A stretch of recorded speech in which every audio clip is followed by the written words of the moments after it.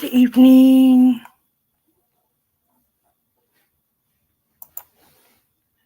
Of course, I got my sister in the chat and Tony's in the chat. Hi. Um,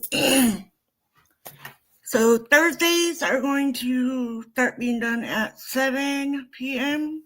Pacific Standard Time for AA meeting.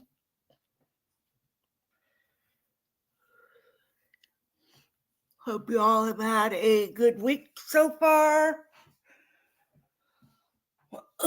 Today I did not even go walk. I was lazy. It did work out though, so. Okay, thank you. So it is coming to the end of the week and the beginning of my work days. Yay. Anyway, let's give it a couple minutes to let people come in.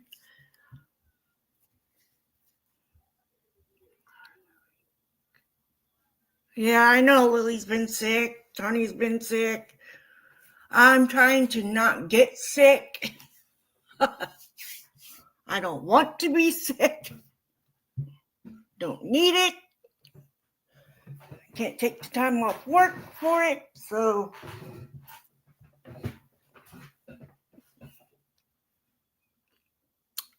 But anyways, today is AA, so this is a meeting. Please be kind in the chat and no judging each other. Even in the comments, if somebody leaves a comment on my AA videos, please don't go and be rude to them on their page or in my comments, because they might just be there to support my channel or help a friend or family member become sober, find their sobriety journey. So just be mindful. Not everybody that comes here is an alcoholic. Just so you know. Anyways, I'm Sandra, and I'm an alcoholic. God, grant me the serenity to accept the things I cannot change, the courage to change the things I can, and the wisdom to know the difference. So I always put, except for I think last week I didn't. Yeah. I always put in the description what book we're reading, the page number, the story, step or tradition, because I read both books.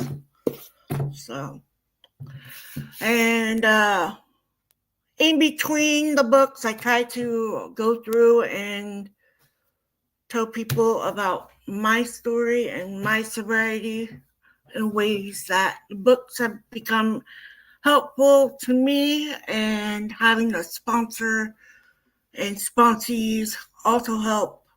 But yeah. Anyways, let's get into it. So I get my steps and traditions out of this book. It's the 12 Steps and 12 Traditions book.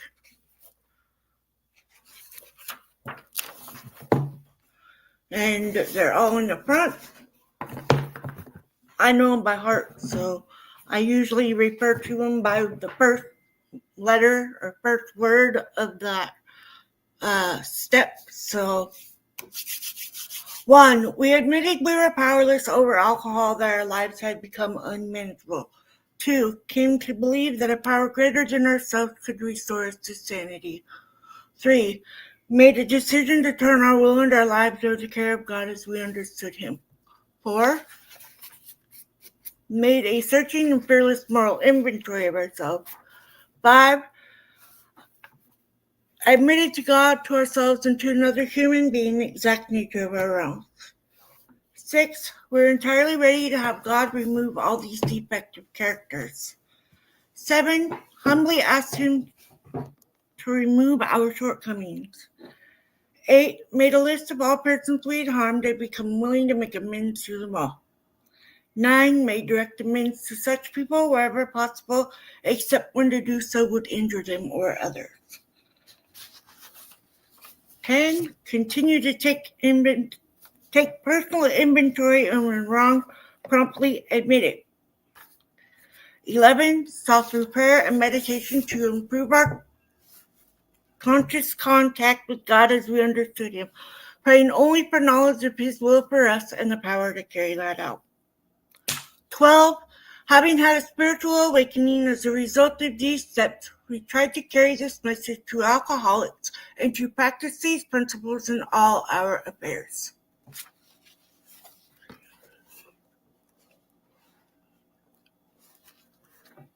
Thank you, Crystal, for stopping by, and I hope you have a good night too. Sleep well, and give that furry pet some love. So we are in the big book on chapter 2. There is a solution, page 17. And I am in the 4th edition, just so you know. Yours might be on a different page. So there is a solution. We of Alcoholics Anonymous know thousands of men and women who were once just as hopeless as Bill. Nearly all have recovered. They have solved the drink problem.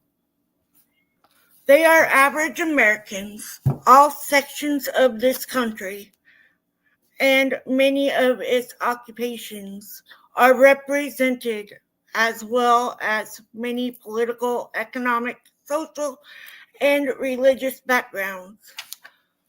We are people who normally would not mix, but there exists among us a fellowship of friendliness and an understanding which is indescribably wonderful. We are like the passengers of a great liner, the moment after rescue from shipwreck, when camaraderie, joyousness, and democracy pervade the vessel from steerage to captain's table. Unlike the feelings of the ship's passengers, however, our joy in escape from disaster does not subside as we go our individual ways. The feelings are having shared in a common peril is one element in the wonderful cement which binds us, but that in itself would never have held us together as we are now joined.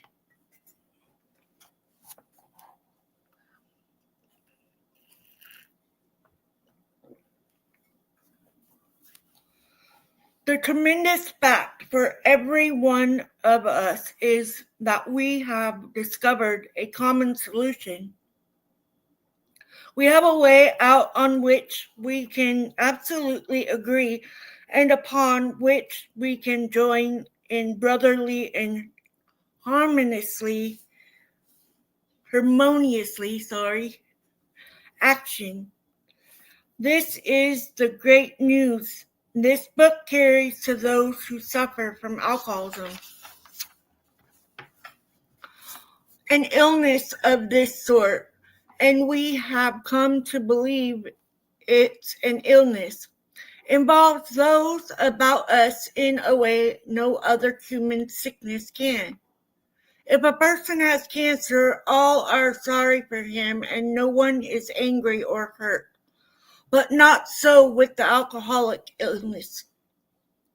For with it there goes an inclusion of all the things worthwhile in life. It engulfs all whose lives touch the sufferers. It brings misunderstanding, fierce resentment, financial insecurity, disgusted friends and employers, warped lives of blameless children, sad wives and parents. Anyone can increase the list. We hope this volume will inform and comfort those who are or who may be affected. There are many highly competent psychiatrists who have dealt with us have found it sometimes impossible to persuade an alcoholic to discuss his situation without reserve. Strangely enough, wives, parents, and intimate friends usually find us even more unapproachable than do the psychiatrist and the doctor. But the ex-problem drinker who has found this solution, who is properly armed with facts about himself, can generally win the entire confidence of another alcoholic in a few hours. Until such an understanding is reached, little or nothing can be accomplished. That the man who is making the approach has had the same difficulty, that he obviously knows what he is talking about, that this whole deportment shouts at the new prospect that he is a man with a real answer, that he has no attitude of holier than thou, nothing whatever except the sincere desire to be helpful, that there are no fees to pay, no axes to grind, no people to please, no lectures to endure. These are the conditions we have found most effective. After such an approach, many take up their beds and walk in. None of us makes a sole vocation of this work, nor do we think its effectiveness would be increased if we did.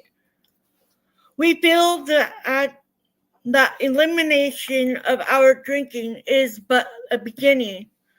A much more important demonstration of our principles lies before us in our respective homes, occupations, and affairs. All of us spend much of our spare time in the sort of effort which we are going to describe. A few are fortunate enough to be so situated that they can give nearly all their time to the work. If we keep on the way we are going, there is little doubt that much good will result, but the surface of the problem would hardly be scratched. Those of us who live in large cities are overcome by the reflection that close by hundreds are dropping into oblivion every day. Many could recover if they had the opportunity we have enjoyed. How then shall we present that which has been so freely given us? We have concluded to publish an anonymous volume setting forth the problem as we see it. We shall bring to the task our combined experience and knowledge. This should suggest a useful program for anyone concerned with a drinking problem.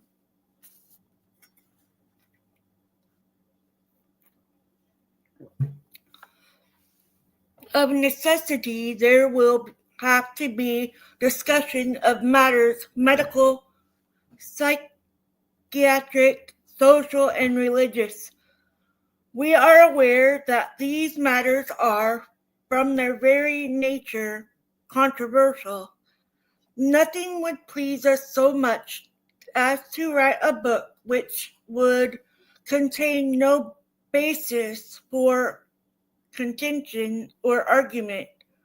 We shall do our utmost to achieve that ideal.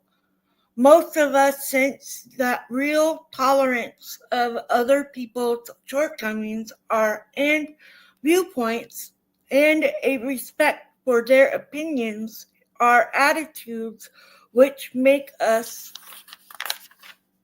more useful to others. Our very lives as ex-problem drinkers depend upon our constant thoughts of others and how we may help meet their needs. Hi, Charlie. You may have already have asked yourself, why is it that all of us become so very ill from drinking? Doubtless, you are curious to discover how and why. In the face of expert opinion to the contrary, we have recovered from a hopeless condition of mind and body. If you are an alcoholic who wants to get over it, you may already be asking, what do I have to do? It is the purpose of this book to answer such questions. Specifically, we shall tell you what we have done. Before going into a detailed discussion, it may be well to summarize some points as we see them. How many times people have said to us, I can take it or leave it alone. Why can't he? Why don't you drink like a gentleman or quit? That fellow can't handle his liquor. Why don't you try beer and wine? Lay off the hard stuff. His willpower must be weak. He could stop if he wanted to. She's such a sweet girl. I should think he'd stop for her sake. The doctor told him that if he ever drank again, it would kill him. But there he is, all lit up again. Now, these are commonplace observations on drinking, which we hear all the time. Back of them is a world of ignorance and misunderstanding. We see that these expressions refer to people whose reactions are very different from ours. Moderate drinkers have little doubt in giving up or little trouble giving up liquor entirely if they have good reason for it. They can take it or leave it alone. Then we have a certain type of hard drinker. He may have the habit badly enough to gradually impair him physically and mentally. It may cause him to die a few years before his time. If a significantly strong reason, ill health, falling in love, change of environment, or the warning of a doctor becomes operative, this man could also stop or moderate, although he may find it difficult and troublesome and may even need medical attention. But what about the real alcoholic? He may stay off as a moderate drinker. He may or may not become a continuous hard drinker. But at some stage of his drinking career, he begins to lose all control of his liquor consumption once he starts to drink. Here is the fellow who has been puzzling you, especially in his lack of control. He does absurd, incredible, tragic things while drinking. He is a real Dr. Jekyll and Mr. Hyde. He is seldom mildly intoxicated. He is always more or less insanely drunk. His disposition while drinking resembles his normal nature but little. He may be one of the finest fellows in the world, yet let him drink for a day and he frequently becomes disgustingly and even dangerously antisocial. He has a positive genius for getting tight at exactly the wrong moment, particularly when some important decisions must be made or engagements kept. He is often perfectly sensible and well balanced concerning everything except liquor, but in respect he is incredibly dishonest and selfish. He often possesses special abilities, skills, and aptitudes, and has a promising career ahead of him. He uses his gift to build up a bright outlook for his family and himself, and then pulls the structure down on his head by a senseless series of sprees. He is the fellow who goes to bed so intoxicated he ought to sleep the clock around, yet early next morning he searches madly for the bottle he misplaced the night before. If he can afford it, he may have liquor concealed all over his house to be certain no one gets his entire supply away from him to throw down the waste pipe. As matters grow worse, he begins to use a combination of high-powered sedatives and liquor to quiet his nerves so he can go to work. Then come the day when he simply cannot make it and gets drunk all over again. Perhaps he goes to a doctor who gives him morphine or some sedative with which to taper off. Then he begins to appear at hospitals and sanitariums. This is by no means a comprehensive picture of the true alcoholic, as our behavior patterns vary. But this description should identify him roughly. Why does he behave like this? If hundreds of experiences have shown him that one drink means another debacle with all its attendant suffering and humiliation, why is it he takes that one drink? Why can't he stay on the water wagon?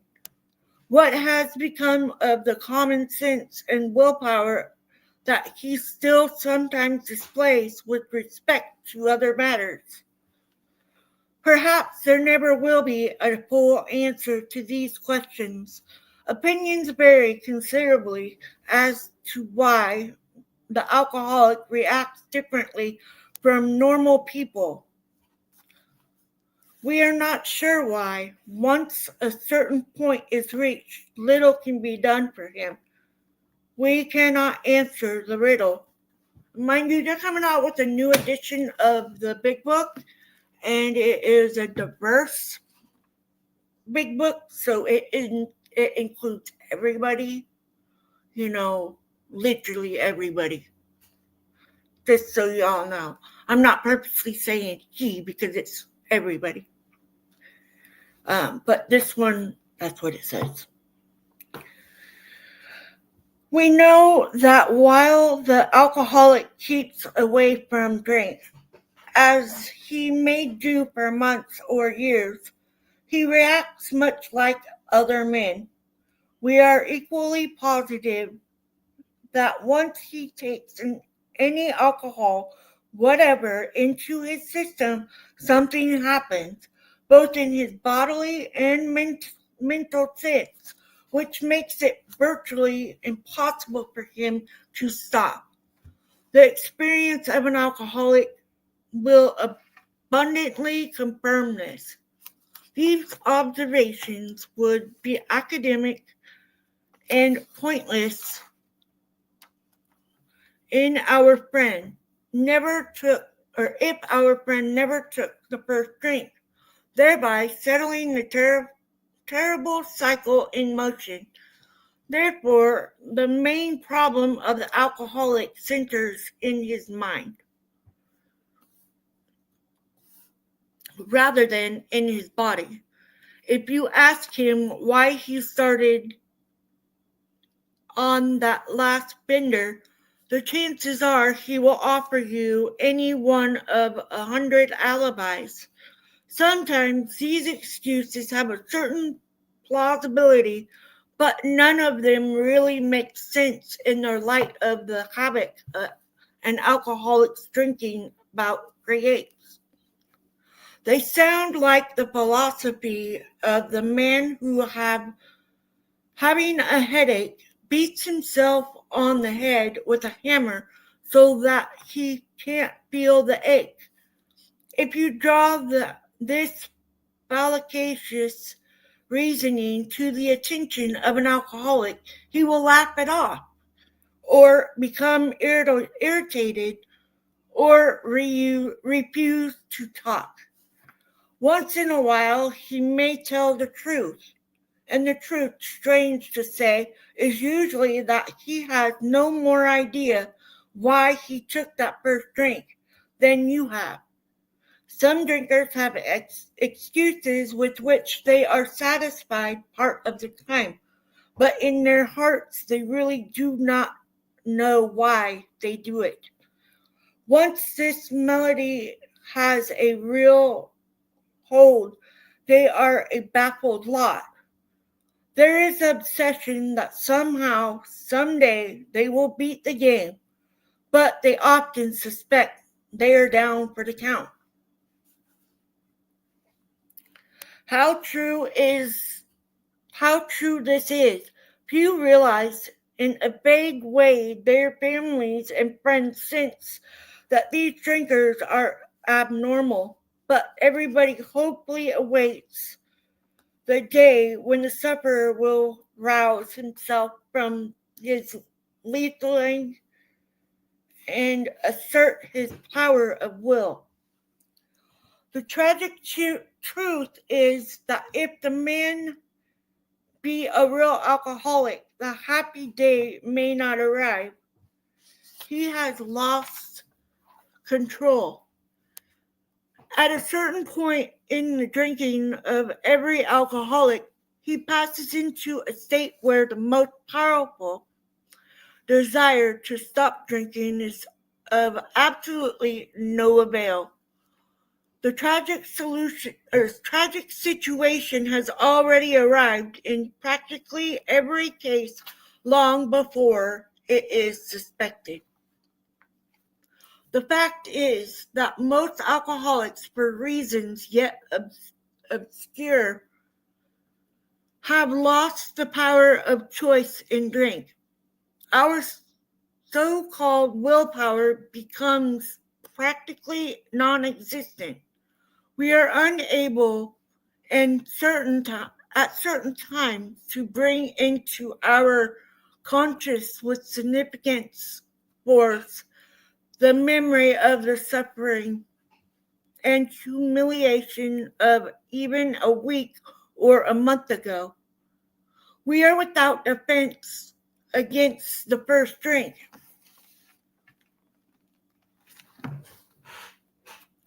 The almost certain consequence that follow taking even a glass of beer do not crowd into the mind to deter us. If these thoughts occur, they are hazy and readily supplanted with the old threadbare idea that this time we shall handle ourselves like other people. There is a complete failure of the kind of defense that keeps one from putting his hand on a hot stove. The alcoholic may say to himself in the most casual way, "It won't burn me this time, so here's how."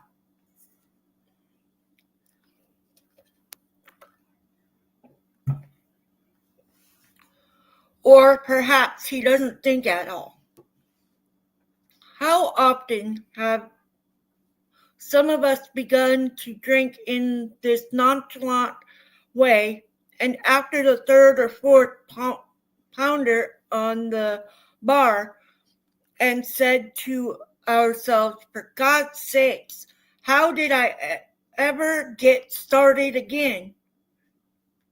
Only to have that thought supplanted by, well, I'll stop with the sixth drink, or what's the use anyhow? When this sort of thinking is fully established in an individual with alcoholic tendencies, he has probably placed himself beyond human aid, and unless locked up, may pass or go permanently insane. These stark and ugly facts have been confirmed by legions of alcoholics throughout history. But for the grace of God, there would have been thousands more convincing demonstrations. So many want to stop but cannot. There is a solution. Almost none of us like the self-searching, the leveling of our pride, the confession of shortcomings which the process requires for its successful consummation, or consummation, whatever that word is. But we saw that it really worked in others, and we had come to believe in the hopelessness of the futility of life as we had been living it. When therefore we were approached by those in whom the problem had been solved, there was nothing left for us but to pick up the simple kit of spiritual tools laid at our feet. We have found much of heaven, and we have been rocketed into a fourth dimension of existence of which we had not even dreamed. The great fact is just this, and nothing less, that we have had deep and effective spiritual experiences which have revolutionized our whole attitude towards life, toward our fellows, and toward God's universe. The central fact of our lives today is the absolute certainty that our Creator has entered into our hearts and lives in a way which is indeed mercilessly or miraculous. He has commenced to accomplish those things for us which we could never do by ourselves. If you are a serious alcoholic as we were, we believe this is no middle of the road solution. We were in a position where life was becoming impossible, and if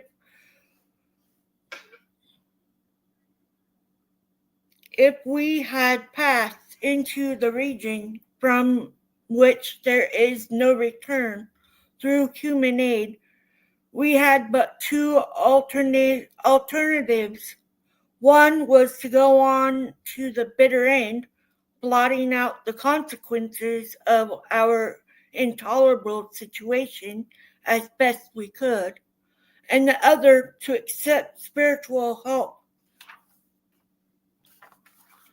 This we did because we honestly wanted to, and were willing to make the effort. A certain American businessman had ability, good sense, and high character.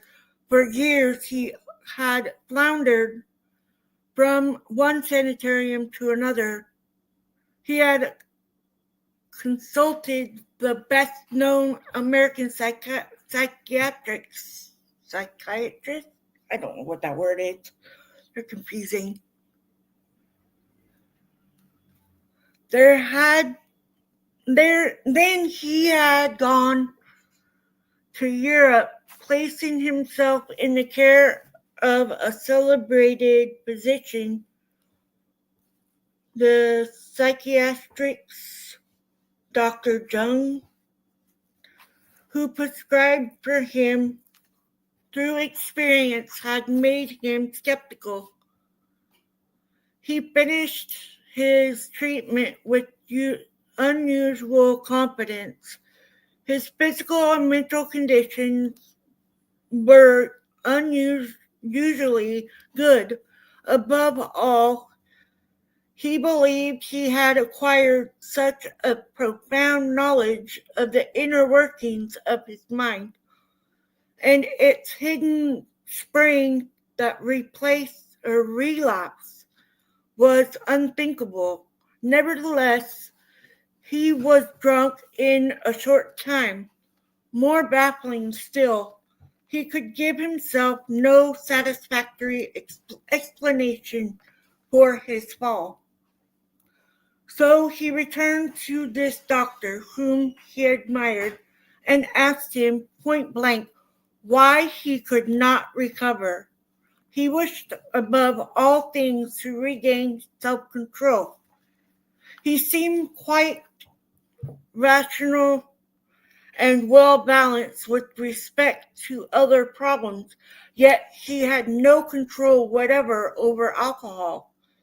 Why was this? He begged the doctor to tell him the whole truth, and he got it. In the doctor's judgment, he was utterly hopeless. He could never regain his position in society, and he would have to place him under lock and key or hire a bodyguard if he expected to live long. But that was a great physician's opinion. But this man still lives and is a free man.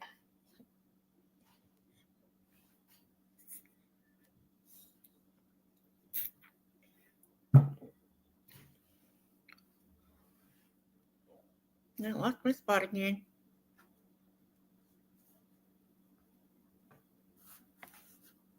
There it is. He does not need a bodyguard, nor is he confined. He can go anywhere on this earth where other free men may go, without disaster, provided he remains willing to maintain a certain simple attitude. Some of our alcoholic readers may think they can do without spiritual help. Let us tell you the rest of the conversation our friend had with his doctor.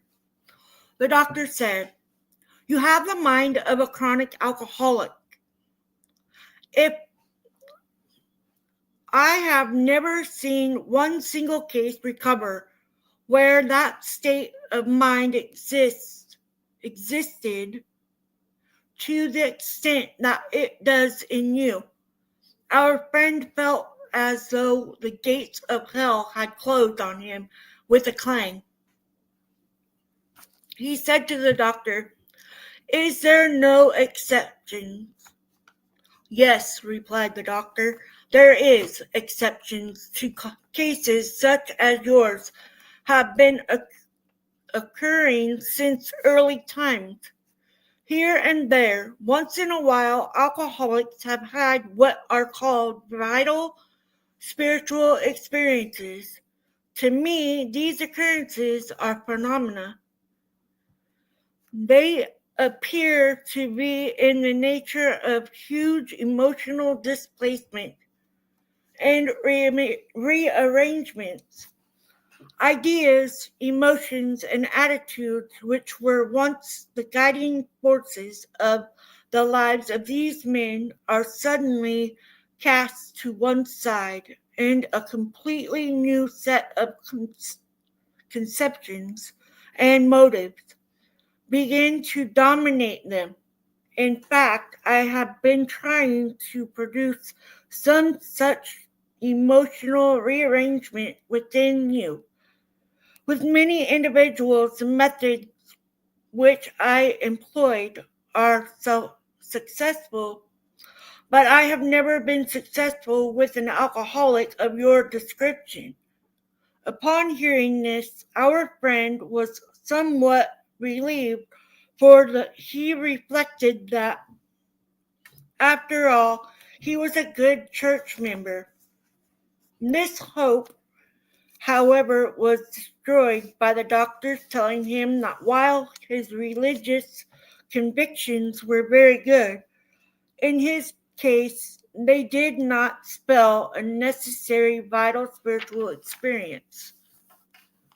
Here was the terrible dilemma in which our friend found himself when he had the extraordinary experience which, as we have already told you, made him a free man.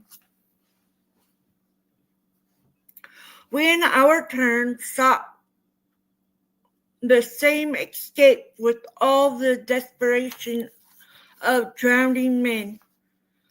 What seemed at first a flimsy reed has proved to be the loving and powerful hand of God. A new life has been given us, or, if you prefer, a design for living that really works. The distinguished American sociologist William James, in his book Varieties of Religious Experience, indicates a multitude of ways in which men have discovered God. We have no desire to convince anyone that there is only one way by which faith can be acquired. If what you have learned and felt and seen means anything at all, it means that all of us, whatever our race, creed, or color, are the children of a loving Creator with whom we may form a relationship upon simple and understandable terms as soon as we are willing and honest enough to try. Those living religious affiliations will find here nothing disturbing to their beliefs or ceremonies. There is no friction among us over such matters. We think it is, I keep adding words, sorry guys. We think it no concern of ours what religious bodies our members identify themselves with as individuals. This should be an entirely personal affair which each one decides for himself. In the light of past associations or his present choice, not all of us join religious bodies, but most of us favor such memberships. In the following chapter, there appears an explanation of alcoholism as we understand it. Then a character addressed to the agnostic, many who once were in this class are now among our members. Surprisingly enough, we find such conviction no great obstacle to a spiritual experience. Further on, clear-cut directions are given showing how to be recovered. There are followed by 42 personal experiences, each individual in the personal stories described in his own language and from his own point of view, the way he established his relationship with God.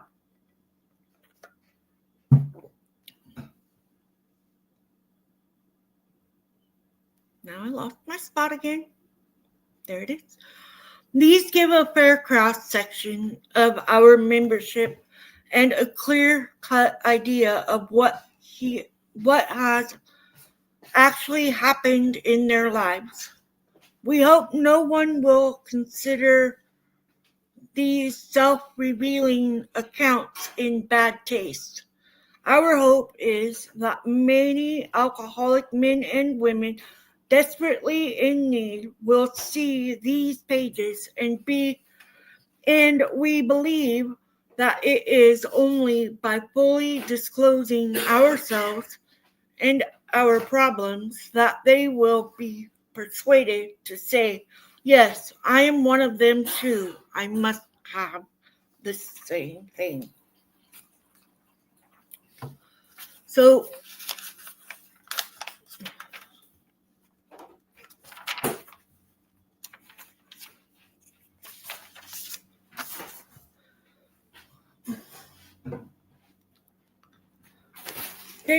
there are thousands of us. We don't realize that because when you go to a group, when you go to a meeting, yeah, there's quite a few people there. But there are many groups, many meetings, and a lot of people. And we all come from different backgrounds. We all have different issues. We all have some of the same issues. And the number one thing is alcohol that we have in common at the top. And me, I knew that I could become an alcoholic, and I tried not to become that person. And then I did become that person. And I thought, oh, I can do this on my own, you know. I admitted I was an alcoholic to myself. Everybody else already knew it. But they wouldn't tell me that I was, or if they did, I didn't hear it. Because when you're an alcoholic and you're in the drink, you close yourself off.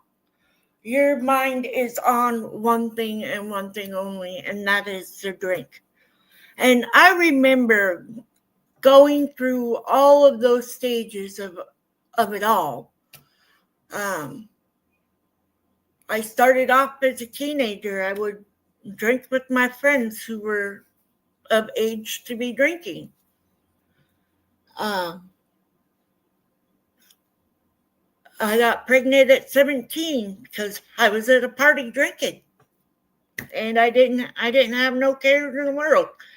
And I love my son regardless. But then, you know, when I was a teenager and I had my oldest son, I quit drinking. I didn't drink for a very long time. Well, I have to go back. I drank before I got pregnant with my youngest son. And no, I didn't get pregnant while I was drunk. That one. But I was still not, okay, I could drink and I wanted to keep drinking. So I kept drinking for that whole weekend. And, you know, it was stupid. But then I stopped drinking and I hit 21 and I was like, I already went in the bar, so it's really not that big a deal. But I wanted to go out, and so I went out quite a few times between 20 and 30. And I could still drink in moderation, and I didn't drink all the time. But then I hit 30, and boy, let me tell you, 30 smacked me up alongside the head and said, here you go. You're going straight for that bottle, and you're not going to stop. And I kept going and going and going and going. And yeah, I drank for all reasons. I didn't have to have a reason. I just drank. I could drink because it would get me out of the house, you know. I would go out walking. I'd be staggering around the neighborhood looking like an idiot, you know. And I didn't care. And that's the thing about the alcoholic. When we're in the drink and we're beyond blitzed, and it's going for days and weeks and months. We don't care. We're just worried about one thing: getting the alcohol. And I did. I went from the mixed drinks to the liquor. Well, I went from the liquor to the mixed drink to the liquor. And then I went from the liquor to the beer. And didn't really much like the wine, but I would drink it if it was there. And I would raid pockets looking for change. I would be at the store before it was even 7 o'clock in the morning, waiting to get my first beer. And yeah, I drank the foo-foo beer, and then I drank the regular beer. And if I didn't have enough, I would go bug my neighbors, and that made me look really stupid. And I didn't care. I didn't care about any of it. All I cared about was getting that next drink. And yes, I hid it everywhere. I hid it in my closet, under my bed, under my pillow, everywhere. In the cupboard, in the freezer. So I thought I was hiding it in the freezer. Hello, idiot. Everybody can see it. It's right there. But I did. And I got sober for a year after I split my eye open. And for that year, I wore a cross that my mom gave me, and I was using that for my reason that I was still sober is because I had this necklace on, and I took it off. Big mistake, because when I took it off, I went back out. And I was out for quite a while. And November 15th of 2014, I decided that I was going to get sober. That was my no more, I'm done. And I quit drinking before I ever went to AA. And I thought I was doing a great job of being a sober person, and I was so pissed off, angry. I didn't give a crap about nothing. And I reached out to a friend that I've known since I was 16 years old. And that friend said, why don't we meet at a meeting? And that's the beginning of my AA. And I had that aha moment. And if I hadn't have started going to meetings and having my sponsor, I would have never found the aha, and I probably wouldn't be sitting here right now, completely sober, talking to a computer that I see my face in. But, I'm doing these meetings to help others, and that's the whole purpose of doing AA, is sharing it and spreading the word that there are meetings and that there is help. And all you have to do is just want it for yourself and start working your program. Come to meetings and get to know the people in the rooms. And I haven't been to a meeting in a while, but one's coming up here real soon.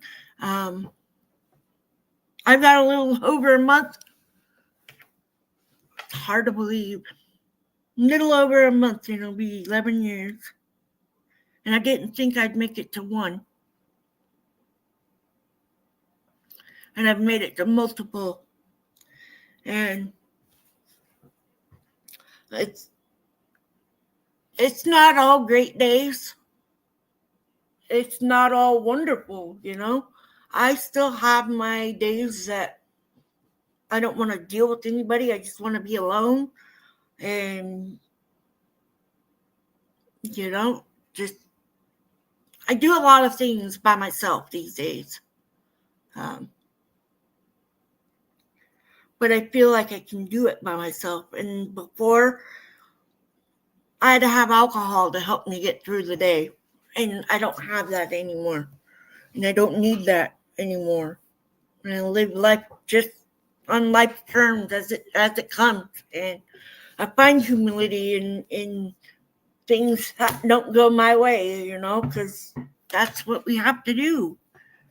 We have to live it the way it's supposed to be lived. You can't force it. And, a lot of people don't know what their purpose is. And I think I found mine doing this right here and sharing my sobriety with other people and telling people that there is help. And you just have to want it for you. And once you get it and you get the grasp of it, it gets easier with every day. And I work my program daily. Believe me, it's on a daily, because somebody's going to piss me off. Somebody's going to make me cry, So I have to work my steps every day. I learned how to meditate, finally. Yes, I do meditate. With music. But I meditate. I will sit on my floor and, just be peaceful there and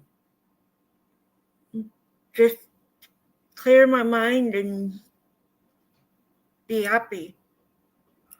So, but anyways, this has been a long journey.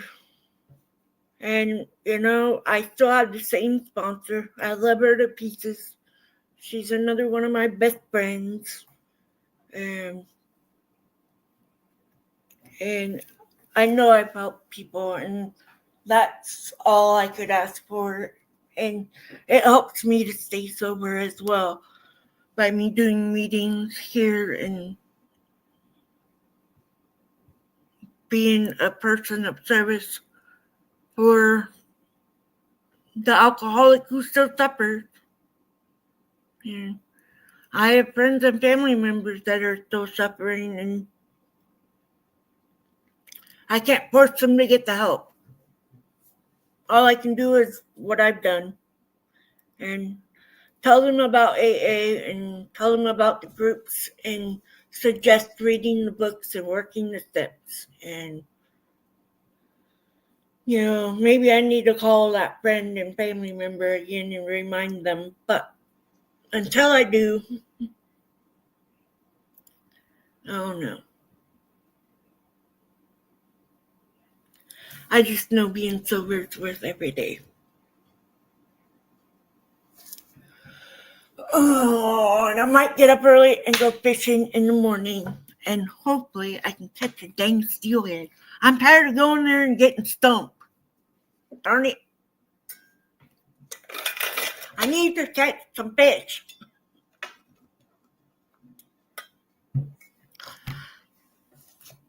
Otherwise, I got this tag for nothing. So, but anyways, I'm gonna get the daily reflection.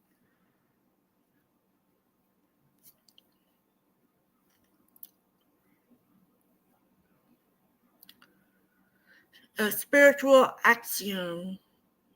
It is a spiritual axiom that every time we are disturbed, no matter what the cause, there is something wrong with us. 12 Steps, 12 Traditions, page 90.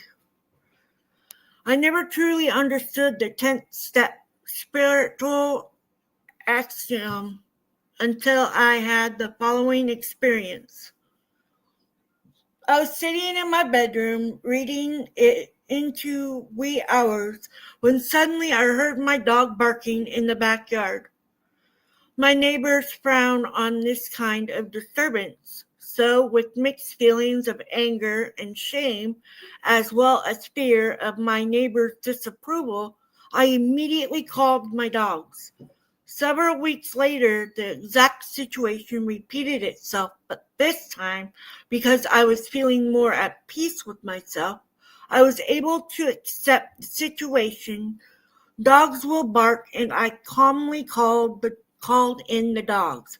Both incidents taught me that when a person experiences nearly identical events and reacts two different ways, then it is not the event which is of prime importance, but the person's spiritual condition. Feelings come from inside, not from outward circumstances. When my spiritual condition is positive, I react positively.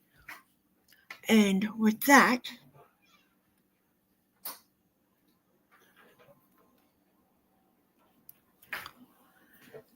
God, grant me the serenity to accept the things I cannot change, the courage to change the things I can, and the wisdom to know the difference.